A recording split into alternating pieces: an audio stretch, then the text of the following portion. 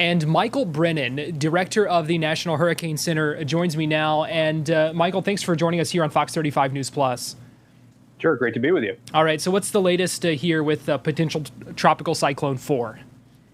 Well, the system is still taking shape today. It's centered, the rough center of it is still over land over eastern Cuba, so we're not expecting a lot of development of the system in the next 12 to 18 hours. But once it moves out into the Florida Straits and over the eastern Gulf of Mexico, the environment looks pretty favorable for the system to become a tropical depression and eventually a tropical storm. The big impact for Florida, Central Florida, East Central Florida, is going to be the heavy rainfall. We're expecting widespread rainfall totals of 4 to 8 inches with isolated amounts as high as 12 inches. So it certainly could lead to some flooding issues, especially up in Central Florida as we go through the day on Sunday into Sunday night and Monday. A lot of times we don't get advisories until after these storms have formed. Talk to me about what kind of made this one a little bit of a different situation. Yeah, we now have the option to start advisories and forecasts on systems before they even become a tropical depression or tropical storm. That's what the potential tropical cyclone concept is. And we've been using it now for several years. It allows us to go ahead and issue watches and warnings and get forecast information out there for systems that could bring impacts to land within that 48-hour time frame. Otherwise, we would have to wait until the system formed, and sometimes that would only allow us to maybe issue a warning or a watch with just a few hours of lead time.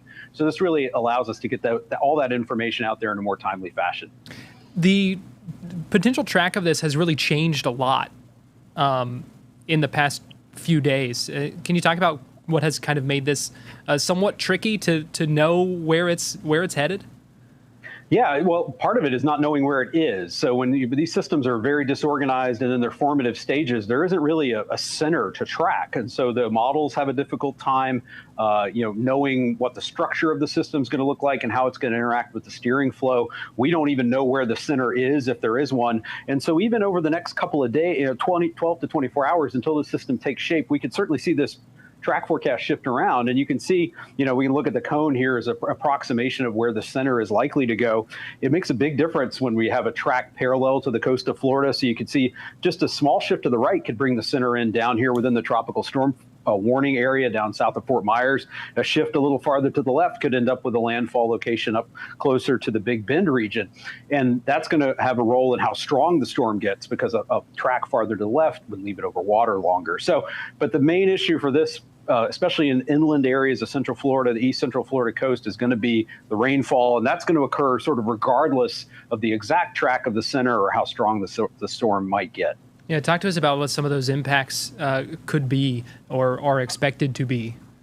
Yeah, so, in Central Florida, we're looking at Sunday. This is the risk of flash flooding from Sunday morning into Monday morning. And this is that level 2 out of 4 risk. So you can see this sort of the Orlando metro area over to Cape Canaveral, up all the way up into North Florida, South Georgia, over to Tampa. That's where we're seeing that sort of broad risk of flash and urban flooding.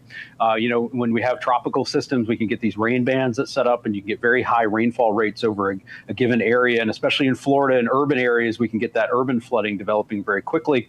So that's going to be a big threat. There could be a risk from tornadoes as well. The risk for tropical storm force winds is really going to be more focused along the coast and perhaps extending up into the Big Bend region. And then there's going to be the risk for coastal flooding along the West Coast as well. But for inland areas, the big risk is going to be the rainfall. What are you looking for in the next little bit, the next coming hours, that will help kind of figure out where this is more likely to be going?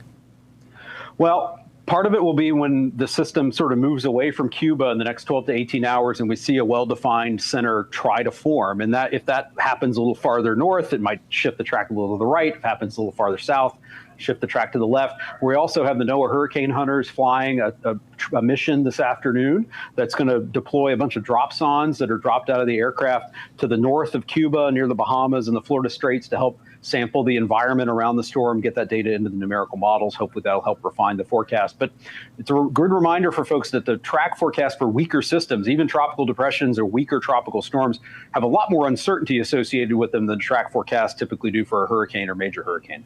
Why is the hurricane hunters and the data that they are able to get from something like this, why is that so important? Well, because, the atmosphere, we need data to know what's going on now to understand what's going to go on in the future. And when you're away from land, you don't have as much data.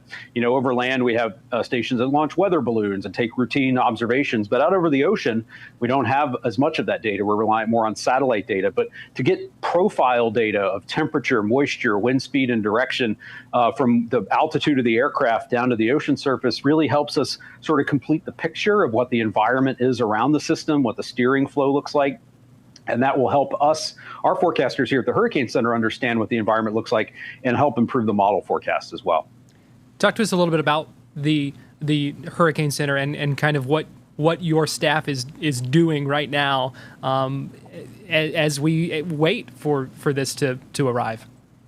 Yeah, well, we have responsibility for the Atlantic, the East Pacific. We've got a hurricane out in the East Pacific, so we have forecasters working that. We have another forecaster working PTC4 right now, looking at the latest model data coming in, all the observations, getting ready to do all the coordination in the forecast. It'll go into the afternoon forecast package that will come out at 5 o'clock and see what sort of changes are being made. But again, we're busy coordinating that hazard information about the rainfall, about the winds, about the storm surge, coordinating with the local National Weather Service forecast offices in Florida, and then eventually downstream along the southeast coast where this system is going to head as we get into next week. So we're constantly looking at all the data that come in, all the models, and again, we're issuing that updated forecast every 6 hours. A lot of moving parts, a lot of things that are just constantly changing when you're talking about something like this. Yeah, that's right. We get satellite imagery every 5 minutes, sometimes every minute. We get aircraft data. We have radar data when the storm gets closer to land. So there's sort of our ability to provide continuous updates. We have intermediate advisories that come out every 3 hours. So we, again, try to get that information out to people as soon as we can.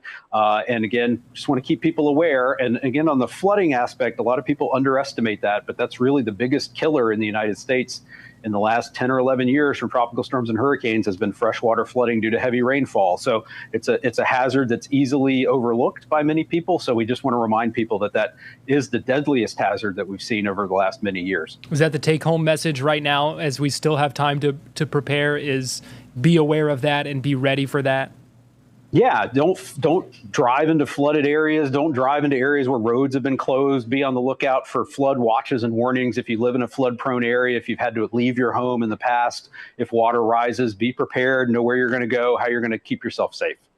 And just real quickly here, before I let you go, what's the expected timetable for when this could form as Debbie? Yeah, well, right now we're expecting the system, we're forecasting it to become a tropical depression by early Saturday, and then probably a tropical storm during the day sometime tomorrow. But that's always a little tricky to know exactly when it's going to get over that threshold. But, regardless of what it is, and even tomorrow, we're still expecting it to be a tropical storm, maybe a strong tropical storm by the time it reaches the Florida coastline. And that, again, could see the center move on shore anytime between Saturday evening and Sunday evening, anywhere from Southwest Florida all the way up to the Big Bend region.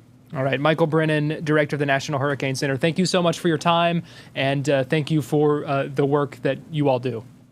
Thanks so much.